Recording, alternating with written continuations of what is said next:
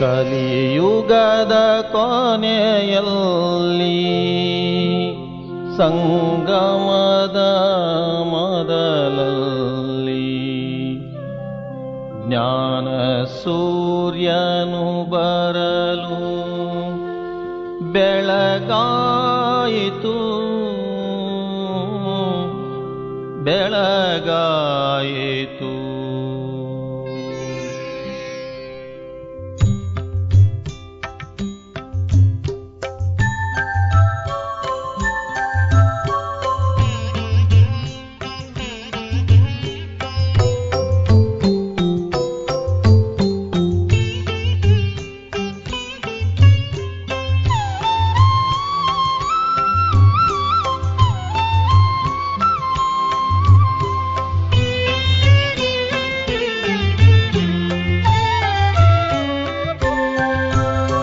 ಕಲಿಯುಗದ ಕೊನೆಯಲ್ಲಿ ಸಂಗಮದ ಮೊದಲಲ್ಲಿ ಕಲಿಯುಗದ ಕೊನೆಯಲ್ಲಿ ಸಂಗಮದ ಮೊದಲಲ್ಲಿ ಜ್ಞಾನ ಸೂರ್ಯನು ಬರಲು ಬೆಳಗಾಯಿತು ಜ್ಞಾನ ಸೂರ್ಯನು ಬರಲು ಬೆಳಗಾಯಿತು.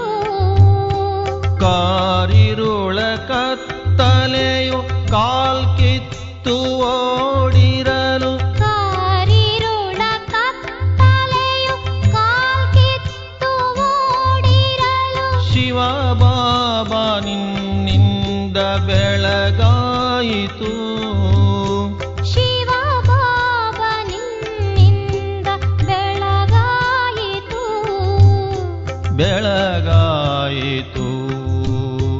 ಕಲಿಯುಗದ ಕೊನೆಯಲ್ಲಿ ಸಂಗಮದ ಮೊದಲಲ್ಲಿ ಜ್ಞಾನ ಸೂರ್ಯನು ಬರಲು ಬೆಳಗಾಯಿತು ಬೆಳಗಾಯಿತು.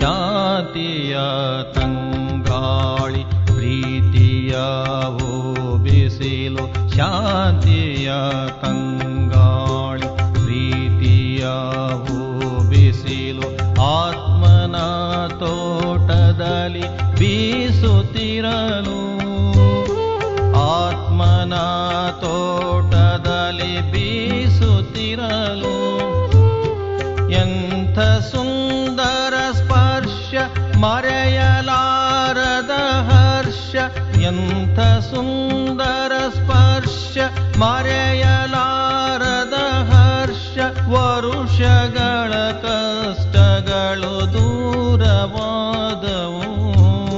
ವರುಷಗಳ ಕಷ್ಟಗಳು ದೂರವಾದವು ದೂರವಾದವು.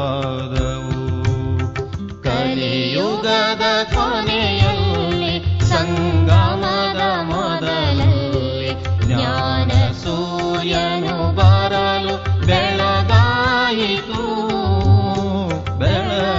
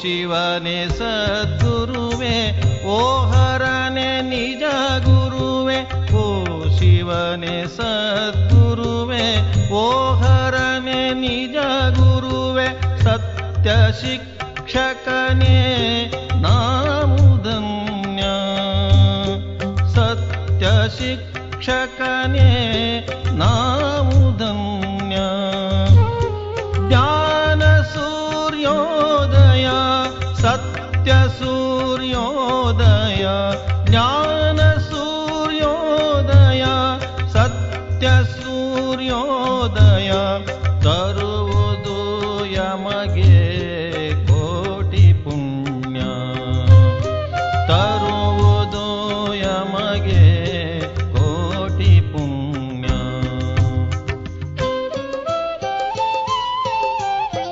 ಕಲಿಯುಗದ ಕೊನೆಯಲ್ಲಿ ಸಂಗಮದ ಮೊದಲಲ್ಲಿ ಜ್ಞಾನ ಸೂರ್ಯನು ಬರಲು ಬೆಳಗಾಯಿತು ಬೆಳಗಾಯಿತು ಬೆಳಗಾಯಿತು ಬೆಳಗಾಯಿತು.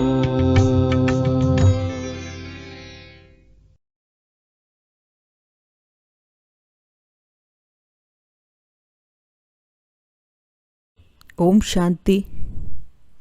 ಇಂದಿನ ದಿನಾಂಕ 24/9/2024. ಪ್ರಾರ್ಥಮುರಳಿ ಬಾಪ್ತಾದ ಮಧುಬನ. ಮಧುರ ಮಕ್ಕಳೇ, ನೀವು ಎಷ್ಟು ಸಮಯ ತಂದೆಯ ನೆನಪಿನಲ್ಲಿರುತ್ತೀರೋ ಅಷ್ಟು ಸಮಯ ಸಂಪಾದನೆಯೇ ಸಂಪಾದನೆ ಇದೆ. ನೆನಪಿನಿಂದಲೇ ನೀವು ತಂದೆಯ ಸಮೀಪ ಬರುತ್ತಾ ಹೋಗುತ್ತೀರಿ.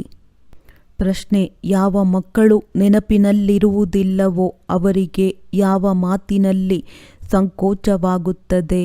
ಉತ್ತರ: ತಮ್ಮ ಚಾರ್ಟನ್ನಿಡುವುದು ಅವರಿಗೆ ನಾಚಿಕೆ ಆಗುತ್ತದೆ.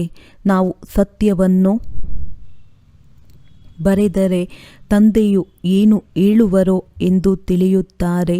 ಆದರೆ ಸತ್ಯವಾದ ಚಾರ್ಟನ್ನು ಬರೆಯುವುದರಲ್ಲಿಯೇ ಮಕ್ಕಳ ಕಲ್ಯಾಣವಿದೆ. ಚಾರ್ಟ್ ಬರೆಯುವುದರಲ್ಲಿ ಬಹಳ ಲಾಭವಿದೆ. ಆದ್ದರಿಂದ ತಂದೆಯು ತಿಳಿಸುತ್ತಾರೆ, ಮಕ್ಕಳೇ, ಇದರಲ್ಲಿ ಸಂಕೋಚ ಪಡಬೇಡಿ. ಓಂ ಶಾಂತಿ. ಆತ್ಮಿಕ ತಂದೆಯು ಆತ್ಮಿಕ ಮಕ್ಕಳಿಗೆ ತಿಳಿಸುತ್ತಾರೆ, ಈಗ ನೀವು ಮಕ್ಕಳು 15 ನಿಮಿಷಕ್ಕೆ ಮೊದಲೇ ಬಂದು ಇಲ್ಲಿ ತಂದೆಯ ನೆನಪಿನಲ್ಲಿ ಕುಳಿತಿದ್ದೀರಿ. ಈಗ ಮತ್ಯಾವುದೇ ಕೆಲಸವಂತೂ ಇಲ್ಲ, ತಂದೆಯ ನೆನಪಿನಲ್ಲಿಯೇ ಬಂದು ಕುಳಿತುಕೊಳ್ಳುತ್ತೀರಿ. ಭಕ್ತಿ ಮಾರ್ಗದಲ್ಲಂತೂ ತಂದೆಯ ಪರಿಚಯವಿರುವುದಿಲ್ಲ. ಇಲ್ಲಿ ತಂದೆಯ ಪರಿಚಯ ಸಿಕ್ಕಿದೆ ಮತ್ತು ತಂದೆಯು ತಿಳಿಸುತ್ತಾರೆ, ನನ್ನೊಬ್ಬನನ್ನೇ ನೆನಪು ಮಾಡಿ. ನಾನಂತೂ ಎಲ್ಲ ಮಕ್ಕಳ ತಂದೆಯಾಗಿದ್ದೇನೆ. ತಂದೆಯನ್ನು ನೆನಪು ಮಾಡುವುದರಿಂದ ಆಸ್ತಿಯು ತಾನಾಗಿಯೇ ನೆನಪು ಬರಬೇಕು. ನೀವು ಚಿಕ್ಕ ಮಕ್ಕಳಂತೂ ಅಲ್ಲವೇ? ಬಲೆ, ನಾನು 5 ತಿಂಗಳಿನ ಮಗು ಅಥವಾ 2 ತಿಂಗಳಿನ ಮಗುವಾಗಿದ್ದೇನೆಂದು ಬರೆಯುತ್ತಾರೆ. ಆದರೆ ನಿಮ್ಮ ಕರ್ಮೇಂದ್ರಿಯಗಳಂತೂ ದೊಡ್ಡದಾಗಿದೆ. ಆದ್ದರಿಂದ ತಂದೆಯು ತಿಳಿಸುತ್ತಾರೆ, ಮಕ್ಕಳೇ, ಇಲ್ಲಿ ತಂದೆ ಮತ್ತು ಆಸ್ತಿಯ ನೆನಪಿನಲ್ಲಿ ಕುಳಿತುಕೊಳ್ಳಬೇಕು. ನಿಮಗೆ ಗೊತ್ತಿದೆ, ನಾವು ನರನಿಂದ ನಾರಾಯಣರಾಗುವ ಪುರುಷಾರ್ಥದಲ್ಲಿ ತತ್ಪರರಾಗಿದ್ದೇವೆ ಅಥವಾ ಸ್ವರ್ಗದಲ್ಲಿ ಹೋಗುವುದಕ್ಕಾಗಿ ಪುರುಷಾರ್ಥ ಮಾಡುತ್ತಿದ್ದೇವೆ ಅಂದಾಗ ನಾವು ಇಲ್ಲಿ ಉಳಿದಂತೆ ಎಷ್ಟು ಸಮಯ ನೆನಪು ಮಾಡಿದೆವು ಎಂಬುದನ್ನು ಮಕ್ಕಳು ಬರೆದುಕೊಳ್ಳಬೇಕು. ಬರೆಯುವುದರಿಂದ ಪ್ರತಿಯೊಬ್ಬರೂ ಎಷ್ಟು ಸಮಯ ನೆನಪಿನಲ್ಲಿರುತ್ತಾರೆಂದು ತಂದೆಗೆ ಗೊತ್ತಿರುತ್ತದೆ ಎಂದು ಸುಮ್ಮನಿರುವುದಿಲ್ಲ. ಪ್ರತಿಯೊಬ್ಬರೂ ತಮ್ಮ ಚಾರ್ಟ್ನಿಂದ ತಿಳಿಯಬಹುದಾಗಿದೆ. ಈಗ ತಂದೆಯು ಬರುತ್ತಾರೆ ಎಂಬುದು ಬುದ್ಧಿಯಲ್ಲಿದ್ದರೂ ಸಹ ಇದು ನೆನಪಾಯಿತಲ್ಲವೇ? ಎಷ್ಟು ಸಮಯ ನೆನಪು ಮಾಡಿದೆವೆಂಬುದನ್ನು ಸತ್ಯವಾಗಿ ಚಾರ್ಟ್ನಲ್ಲಿ ಬರೆಯಿರಿ.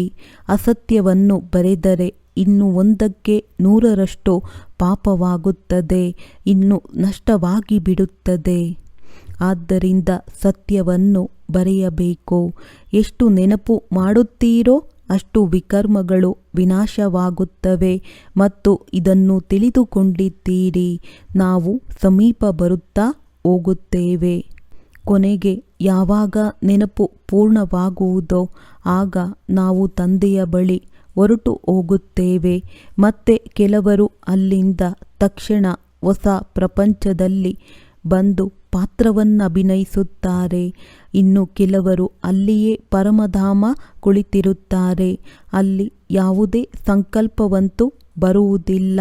ಅದು ಮುಕ್ತಿಧಾಮ ಸುಖ ದುಃಖದಿಂದ ಭಿನ್ನವಾಗಿದೆ.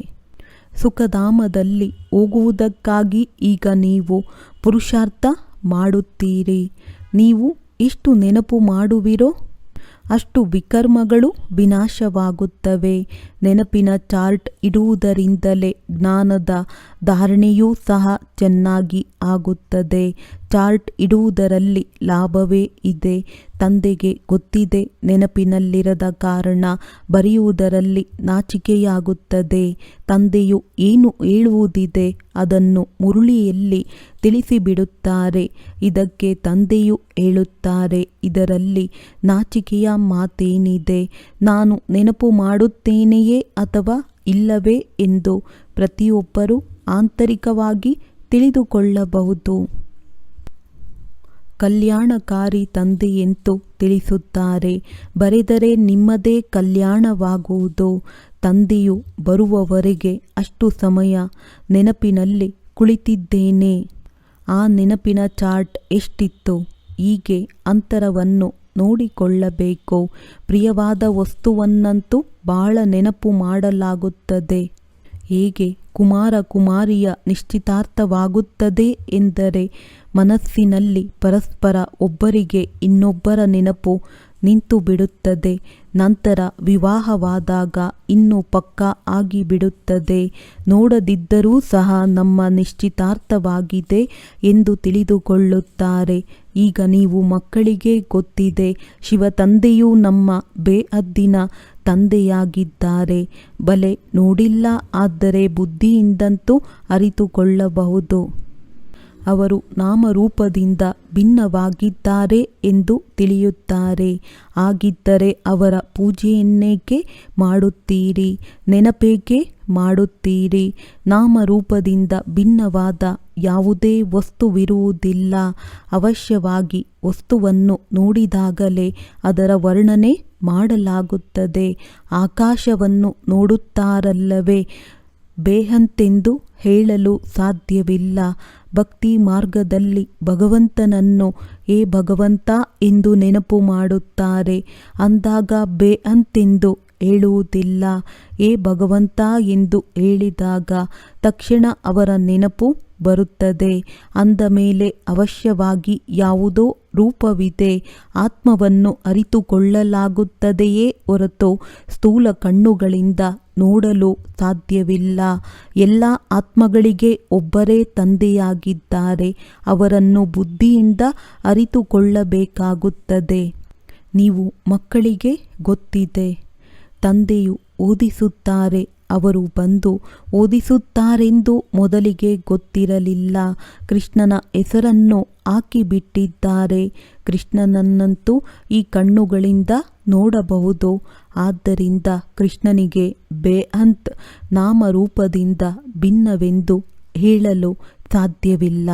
ನನ್ನೊಬ್ಬನನ್ನೇ ನೆನಪು ಮಾಡಿ ಎಂದು ಕೃಷ್ಣನು ಎಂದೂ ಹೇಳುವುದಿಲ್ಲ. ಕೃಷ್ಣನಂತೂ ಸನ್ಮುಖದಲ್ಲಿದ್ದಾರೆ. ಕೃಷ್ಣನಿಗೆ ತಂದೆಯೆಂತಲೂ ಹೇಳುವುದಿಲ್ಲ. ಮಾತೆಯರು ಕೃಷ್ಣನನ್ನು ಮಗುವೆಂದು ತಿಳಿದು ಮಡಿಲಿನಲ್ಲಿ ಕುಳ್ಳರಿಸಿಕೊಳ್ಳುತ್ತಾರೆ. ಜನ್ಮಾಷ್ಟಮಿಯಲ್ಲಂತೂ ಪುಟ್ಟ ಕೃಷ್ಣನನ್ನು ತೊಟ್ಟಿಲಲ್ಲಿ ತೂಗುತ್ತಾರೆ. ಅಂದಾಗ ಕೃಷ್ಣನು ಸದಾ ಚಿಕ್ಕವನಾಗಿಯೇ ಇರುತ್ತಾನೆಯೇ? ಮತ್ತೆ ರಾಸಲೀಲೆಯನ್ನು ತೋರಿಸುತ್ತಾರೆ. ಅಂದಾಗ ಅವಶ್ಯವಾಗಿ ಸ್ವಲ್ಪ ದೊಡ್ಡವನಾದನು. ನಂತರದ ಅದಕ್ಕಿಂತಲೂ ದೊಡ್ಡವನಾದನೇ ಅಥವಾ ಏನಾದನು, ಎಲ್ಲಿ ಹೋದನು ಎಂಬುದು ಯಾರಿಗೂ ಗೊತ್ತಿಲ್ಲ. ಸದಾ ಚಿಕ್ಕ ಶರೀರವು ಹಾಗೆಯೇ ಇರುವುದಿಲ್ಲ ಅಲ್ಲವೇ? ಇದನ್ನು ವಿಚಾರವೇ ಮಾಡುವುದಿಲ್ಲ. ಈ ಪೂಜೆ ಇತ್ಯಾದಿಗಳನ್ನು ಮಾಡುವ ಪದ್ಧತಿಯೇ ನಡೆದು ಬರುತ್ತದೆ. ಜ್ಞಾನವು ಯಾರಲ್ಲಿಯೂ ಇಲ್ಲ. ಕೃಷ್ಣನು ಕಂಸಪುರಿಯಲ್ಲಿ ಜನ್ಮ ತೆಗೆದುಕೊಂಡರೆಂದು ತೋರಿಸುತ್ತಾರೆ. ಈಗ ಕಂಸಪುರಿಯ ಮಾತೇ ಇಲ್ಲ. ಯಾರಿಗೂ ವಿಚಾರವೇ ನಡೆಯುವುದಿಲ್ಲ. ಎಲ್ಲಿ ನೋಡಿದರಲ್ಲಿ ಕೃಷ್ಣನಿದ್ದಾನೆಂದು ಭಕ್ತರು ಹೇಳುತ್ತಾರೆ. ನಂತರ ಕೃಷ್ಣನಿಗೆ ಸ್ನಾನವನ್ನು ಮಾಡಿಸುತ್ತಾರೆ, ತಿನ್ನಿಸುತ್ತಾರೆ. ಕೃಷ್ಣನಂತೂ ತಿನ್ನುವುದಿಲ್ಲ. ಕೃಷ್ಣನ ಮೂರ್ತಿಯ ಮುಂದೆ ಇಡುತ್ತಾರೆ, ಮತ್ತೆ ತಾವೇ ತಿನ್ನುತ್ತಾರೆ. ಇದು ಭಕ್ತಿ ಮಾರ್ಗವಾಯಿತಲ್ಲವೇ? ಶ್ರೀನಾಥ ದ್ವಾರದಲ್ಲಿ ಅಷ್ಟೊಂದು ಭೋಗವನ್ನಿಡುತ್ತಾರೆ. ಶ್ರೀನಾಥನಂತೂ ತಿನ್ನುವುದಿಲ್ಲ, ಮತ್ತೆ ಅದನ್ನು ತಾವೇ ತಿನ್ನುತ್ತಾರೆ. ದೇವಿಯರ ಪೂಜೆಯಲ್ಲಿಯೂ ಇದೇ ರೀತಿ ಮಾಡುತ್ತಾರೆ. ಮತ್ತೆ ತಾವೇ ದೇವಿಯರ ಮೂರ್ತಿಯನ್ನು ಮಾಡುತ್ತಾರೆ. ನಂತರ ಪೂಜೆ ಮಾಡಿ ನೀರಿನಲ್ಲಿ ಮುಳುಗಿಸಿ ಬಿಡುತ್ತಾರೆ. ಆಭರಣಗಳನ್ನು ಬಿಚ್ಚಿ ನೀರಿನಲ್ಲಿ ಮುಳುಗಿಸುತ್ತಾರೆ. ಮತ್ತೆ ಅಲ್ಲಿ ಅನೇಕರಿರುತ್ತಾರೆ. ಯಾರಿಗೇನು ಕೈಗೆ ಸಿಗುತ್ತದೆಯೋ ಅದನ್ನು ತೆಗೆದುಕೊಳ್ಳುತ್ತಾರೆ. ಹೆಚ್ಚಿನದಾಗಿ ದೇವಿಯರ ಪೂಜೆ ಮಾಡುತ್ತಾರೆ. ಲಕ್ಷ್ಮೀ ಮತ್ತು ದುರ್ಗಾ ಇಬ್ಬರ ಮೂರ್ತಿಗಳನ್ನು ಮಾಡುತ್ತಾರೆ. ದೊಡ್ಡ ತಾಯಿಯು ಇಲ್ಲಿ ಕುಳಿತಿದ್ದಾರಲ್ಲವೇ, ಇವರಿಗೆ ಬ್ರಹ್ಮಪುತ್ರನೆಂದು ಹೇಳುತ್ತಾರೆ. ತಿಳಿಯುತ್ತಾರಲ್ಲವೇ? ಈ ಜನ್ಮ ಮತ್ತು ಭವಿಷ್ಯದ ರೂಪದ ಪೂಜೆ ಮಾಡುತ್ತಿದ್ದಾರೆ. ಎಷ್ಟು ವಿಚಿತ್ರವಾದ ನಾಟಕವಾಗಿದೆ! ಇಂತಿಂತಹ ಮಾತುಗಳು ಶಾಸ್ತ್ರಗಳಲ್ಲಿ ಬರುವುದಿಲ್ಲ. ಇದು ಪ್ರತ್ಯಕ್ಷ ಚಟುವಟಿಕೆಯಾಗಿದೆ. ನೀವು ಮಕ್ಕಳಿಗೆ ಈಗ ಜ್ಞಾನವಿದೆ. ಎಲ್ಲದಕ್ಕಿಂತ ಹೆಚ್ಚಿನದಾಗಿ ಆತ್ಮಗಳ ಚಿತ್ರಗಳನ್ನು ಮಾಡಿದ್ದಾರೆ. ರುದ್ರ ಯಜ್ಞವನ್ನು ರಚಿಸಿದಾಗ ಲಕ್ಷಾಂತರ ಸಾಲಿಗ್ರಾಮಗಳನ್ನು ಮಾಡುತ್ತಾರೆ ಎಂದು ಲಕ್ಷಾಂತರ ದೇವಿಯರ ಚಿತ್ರವನ್ನು ಮಾಡುವುದಿಲ್ಲ. ದೇವಿಯರನ್ನಂತೂ ಎಷ್ಟು ಮಂದಿ ಪೂಜಾರಿಗಳಿರುತ್ತಾರೆಯೋ ಅಷ್ಟು ಮಂದಿ ದೇವಿಯರನ್ನು ಮಾಡುತ್ತಾರೆ. ಆದರೆ ಸಾಲಿಗ್ರಾಮಗಳನ್ನಂತೂ ಒಂದೇ ಸಮಯದಲ್ಲಿ ಲಕ್ಷಾಂತರ ಸಾಲಿಗ್ರಾಮಗಳನ್ನು ಮಾಡುತ್ತಾರೆ. ಹೇಗೆ ದೇವಿಯರ ಪೂಜೆಯು ನಿಗದಿತ ಸಮಯದಲ್ಲಿ ಆಗುತ್ತದೆ. ಆದರೆ ಸಾಲಿಗ್ರಾಮಗಳಿಗೆ ಯಾವುದೇ ನಿಗದಿಯಾದ ದಿನವಿರುವುದಿಲ್ಲ, ಯಾವುದೇ ಮುಹೂರ್ತ ಇರುವುದಿಲ್ಲ. ವ್ಯಾಪಾರಿಗಳಿಗೆ ರುದ್ರ ಅಥವಾ ಸಾಲಿಗ್ರಾಮಗಳನ್ನು ರಚಿಸಬೇಕೆಂದು ವಿಚಾರ ಬಂದಾಗ ಬ್ರಾಹ್ಮಣರನ್ನು ಕರೆಸುತ್ತಾರೆ. ಒಬ್ಬ ತಂದೆಗೆ ರುದ್ರನೆಂದು ಹೇಳಲಾಗುತ್ತದೆ. ಮತ್ತೆ ಅವರ ಜೊತೆ ಅನೇಕ ಸಾಲಿಗ್ರಾಮಗಳನ್ನು ಮಾಡುತ್ತಾರೆ. ಇಷ್ಟು ಸಾಲಿಗ್ರಾಮಗಳನ್ನು ಮಾಡಿ ಎಂದು ವ್ಯಾಪಾರಿಗಳು ಹೇಳುತ್ತಾರೆ. ಅದಕ್ಕೆ ಯಾವುದೇ ತಿಥಿ ತಾರೀಕು ನಿಗದಿ ಇರುವುದಿಲ್ಲ. ಶಿವ ಜಯಂತಿಯೆಂದೇ ರುದ್ರ ಪೂಜೆ ಮಾಡುತ್ತಾರೆಂದು ಅಲ್ಲ. ಬಹಳ ಮಟ್ಟಿಗೆ ಶುಭ ದಿನದಂದು ಬೃಹಸ್ಪತಿಯನ್ನು ಇಡುತ್ತಾರೆ. ದೀಪಾವಳಿ ಎಂದು ಲಕ್ಷ್ಮಿಯ ಚಿತ್ರವನ್ನು ತಟ್ಟೆಯಲ್ಲಿಟ್ಟು ಅವರ ಪೂಜೆ ಮಾಡುತ್ತಾರೆ. ನಂತರ ಪ್ರತಿಷ್ಠಾಪಿಸುತ್ತಾರೆ. ಅವರು ಮಹಾಲಕ್ಷ್ಮಿಯಾಗಿದ್ದಾರೆ. ಇಬ್ಬರಿದ್ದಾರಲ್ಲವೇ? ಮನುಷ್ಯರು ಈ ಮಾತುಗಳನ್ನು ಅರಿತುಕೊಂಡಿಲ್ಲ. ಲಕ್ಷ್ಮಿಗೆ ಹಣವೆಲ್ಲಿಂದ ಸಿಗುತ್ತದೆ? ದಂಪತಿಗಳು ಬೇಕಲ್ಲವೇ? ಅಂದಾಗ ಈ ಲಕ್ಷ್ಮೀ ನಾರಾಯಣರು ದಂಪತಿಯಾಗಿದ್ದಾರೆ. ಆದ್ದರಿಂದ ಇದಕ್ಕೆ ಮಹಾಲಕ್ಷ್ಮಿ ಎಂದು ಹೆಸರಿಟ್ಟು ಬಿಡುತ್ತಾರೆ. ಯಾವಾಗ ದೇವಿಯಾದರು, ಮಹಾಲಕ್ಷ್ಮಿಯು ಯಾವಾಗ ಇದ್ದು ಹೋದರು? ಇವೆಲ್ಲ ಮಾತುಗಳನ್ನು ಮನುಷ್ಯರು ಅರಿತುಕೊಂಡಿಲ್ಲ. ಈಗ ನಿಮಗೆ ತಂದೆಯು ಕುಳಿತು ತಿಳಿಸುತ್ತಾರೆ. ನಿಮ್ಮಲ್ಲಿಯೂ ಎಲ್ಲರಿಗೆ ಏಕರಸವಾಗಿ ಧಾರಣೆಯಾಗುವುದಿಲ್ಲ. ತಂದೆಯು ಇಷ್ಟೆಲ್ಲವನ್ನು ತಿಳಿಸಿದ ನಂತರವೂ ಹೇಳುತ್ತಾರೆ, ಶಿವ ತಂದೆಯ ನೆನಪಿದೆಯೇ? ಆಸ್ತಿಯ ನೆನಪಿದೆಯೇ? ಮೂಲ ಮಾತೆ ಇದಾಗಿದೆ. ಭಕ್ತಿ ಮಾರ್ಗದಲ್ಲಿ ಎಷ್ಟೊಂದು ಹಣವನ್ನು ವ್ಯರ್ಥ ಮಾಡುತ್ತಾರೆ. ಇಲ್ಲಿ ನಿಮ್ಮದು ಒಂದು ಪೈಸೆಯೂ ವ್ಯರ್ಥವಾಗುವುದಿಲ್ಲ. ನೀವು ಧನವಂತರಾಗುವುದಕ್ಕಾಗಿಯೇ ಸರ್ವಿಸ್ ಮಾಡುತ್ತೀರಿ. ಭಕ್ತಿ ಮಾರ್ಗದಲ್ಲಂತೂ ಬಹಳಷ್ಟು ಹಣವನ್ನು ಖರ್ಚು ಮಾಡುತ್ತಾರೆ. ಬಡವರಾಗಿ ಬಿಡುತ್ತಾರೆ. ಎಲ್ಲವೂ ಮಣ್ಣು ಪಾಲಾಗಿ ಬಿಡುತ್ತದೆ. ಎಷ್ಟೊಂದು ಅಂತರವಿದೆ. ಈ ಸಮಯದಲ್ಲಿ ಏನೆಲ್ಲವನ್ನು ಮಾಡುತ್ತಾರೆಯೋ ಅದನ್ನು ಈಶ್ವರಿಯ ಸೇವೆಯಲ್ಲಿ ಶಿವ ತಂದೆಗೆ ಕೊಡುತ್ತೀರಿ. ಶಿವ ತಂದೆಯಂತೂ ತಿನ್ನುವುದಿಲ್ಲ, ನೀವೇ ತಿನ್ನುತ್ತೀರಿ. ನೀವು ಬ್ರಾಹ್ಮಣರು ಮಧ್ಯದಲ್ಲಿ ನಿಮಿತ್ತರಾಗಿದ್ದೀರಿ. ನೀವು ಬ್ರಹ್ಮನಿಗೆ ಕೊಡುವುದಿಲ್ಲ, ಶಿವ ತಂದೆಗೆ ಕೊಡುತ್ತೀರಿ. ಬಾಬಾ ತಮಗಾಗಿ ವಸ್ತ್ರಗಳನ್ನು ತಂದಿದ್ದೇವೆ ಎಂದು ಹೇಳುತ್ತಾರೆ.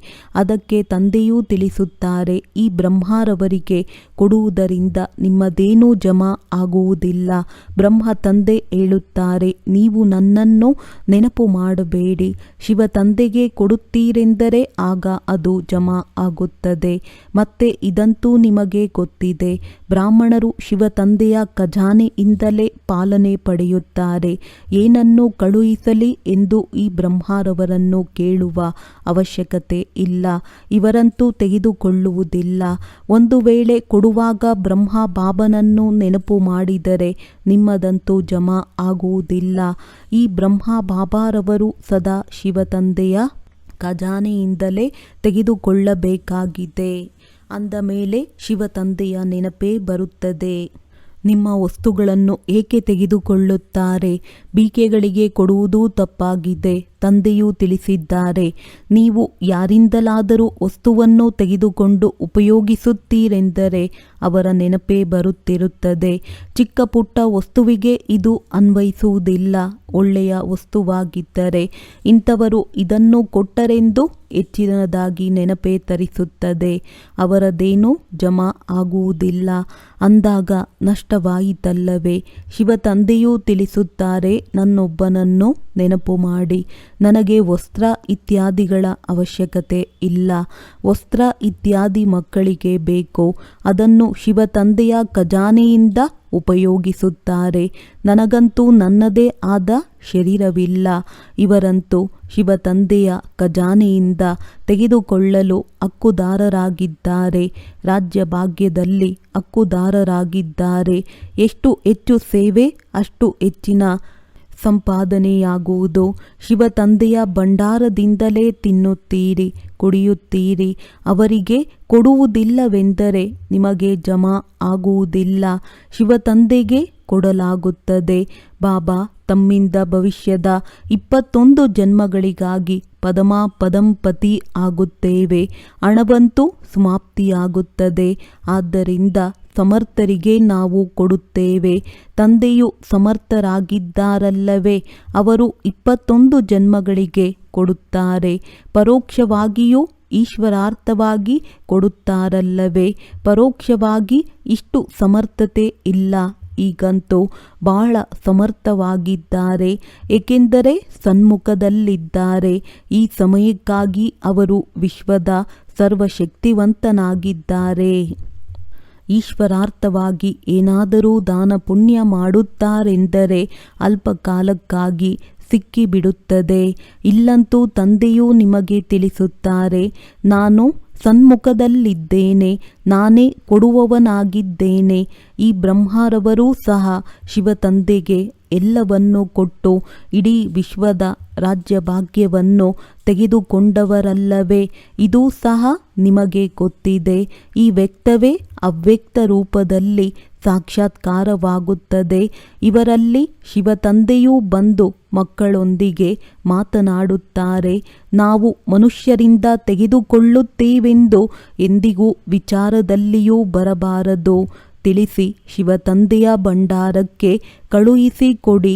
ಈ ಬ್ರಹ್ಮರವರ ನೆನಪಿನಲ್ಲಿ ಕೊಡುವುದರಿಂದ ಏನೂ ಸಿಗುವುದಿಲ್ಲ, ಇನ್ನೂ ನಷ್ಟವಾಗುತ್ತದೆ. ಬಡವರಿರುತ್ತಾರೆ, 3-4 ರೂಪಾಯಿಗಳ ಯಾವುದೇ ವಸ್ತುವನ್ನು ನಿಮಗೆ ಕೊಡುತ್ತಾರೆ. ಇದನ್ನು ಶಿವತಂದೆಯ ಭಂಡಾರದಲ್ಲಿ ಹಾಕುವುದರಿಂದ ಅದು ಪದಮದಷ್ಟಾಗಿ ಬಿಡುತ್ತದೆ. ಅಂದ ಮೇಲೆ ತಮಗೇಕೆ ನಷ್ಟ ಮಾಡಿಕೊಳ್ಳಬೇಕು? ಬಹಳ ಮಟ್ಟಿಗೆ ದೇವಿಯರದ್ದೇ ಪೂಜೆಯಾಗುತ್ತದೆ. ಏಕೆಂದರೆ ನೀವು ದೇವಿಯರೇ ಜ್ಞಾನವನ್ನು ಕೊಡಲು ನಿಮಿತ್ತರಾಗುತ್ತೀರಿ. ಬಲೆ ಗೋಪರು ತಿಳಿಸುತ್ತಾರೆ. ಆದರೆ ಬಹಳ ಮಟ್ಟಿಗೆ ಮಾತೆಯರೇ ಬ್ರಾಹ್ಮಣಿಯರಾಗಿ ಮಾರ್ಗವನ್ನು ತಿಳಿಸುತ್ತಾರೆ. ಆದ್ದರಿಂದ ಹೆಚ್ಚಿನದಾಗಿ ದೇವಿಯರ ಹೆಸರಿದೆ. ದೇವಿಯರಿಗೆ ಬಹಳಷ್ಟು ಪೂಜೆಯಾಗುತ್ತದೆ. ಇದನ್ನೂ ಸಹ ನೀವು ಮಕ್ಕಳು ತಿಳಿದುಕೊಂಡಿದ್ದೀರಿ. ಅರ್ಧ ಕಲ್ಪ ನಾವು ಪೂಜ್ಯರಾಗಿದ್ದೆವು. ಮೊದಲು ಪೂರ್ಣ ಪೂಜ್ಯರಾಗಿದ್ದೆವು. ನಂತರ ಅರ್ಧ ಪೂಜ್ಯರು, ಏಕೆಂದರೆ 2 ಕಲೆಗಳು ಕಡಿಮೆಯಾಗಿ ಬಿಡುತ್ತವೆ. ತ್ರೇತಾಯುಗದಲ್ಲಿ ರಾಮರಾಜ್ಯವೆಂದು ಹೇಳುತ್ತಾರೆ. ಮನುಷ್ಯರು ಲಕ್ಷಾಂತರ ವರ್ಷಗಳೆಂದು ಹೇಳುತ್ತಾರೆ. ಇದರಿಂದ ಲೆಕ್ಕವೇ ಸಿಗದಂತಾಗಿ ಬಿಡುತ್ತದೆ. ಭಕ್ತಿ ಮಾರ್ಗದವರ ಬುದ್ಧಿಗೋ ಮತ್ತು ನಿಮ್ಮ ಬುದ್ಧಿಗೋ ಹಗಲು ರಾತ್ರಿಯ ಅಂತರವಿದೆ. ನೀವು ಈಶ್ವರಿಯ ಬುದ್ಧಿಯವರಾಗಿದ್ದೀರಿ, ಅವರು ರಾವಣನ ಬುದ್ಧಿಯವರಾಗಿದ್ದಾರೆ. ನಿಮ್ಮ ಬುದ್ಧಿಯಲ್ಲಿದೆ. ಈ ಇಡೀ ಚಕ್ರವೇ 5,000 ವರ್ಷಗಳದ್ದಾಗಿದೆ. ಅದು ಸುತ್ತುತ್ತಾ ಇರುತ್ತದೆ. ಯಾರು ರಾತ್ರಿಯಲ್ಲಿರುವರೋ ಅವರು ಲಕ್ಷಾಂತರ ವರ್ಷಗಳೆಂದು ಹೇಳುತ್ತಾರೆ. ಯಾರು ದಿನದಲ್ಲಿದ್ದಾರೆಯೋ ಅವರು 5,000 ವರ್ಷಗಳೆಂದು ಹೇಳುತ್ತಾರೆ. ಅರ್ಧಕಲ್ಪ ಭಕ್ತಿ ಮಾರ್ಗದಲ್ಲಿ ನೀವು ಅಸತ್ಯ ಮಾತುಗಳನ್ನು ಕೇಳಿದ್ದೀರಿ. ಸತ್ಯಯುಗದಲ್ಲಿ ಇಂತಹ ಮಾತುಗಳಿರುವುದೇ ಇಲ್ಲ.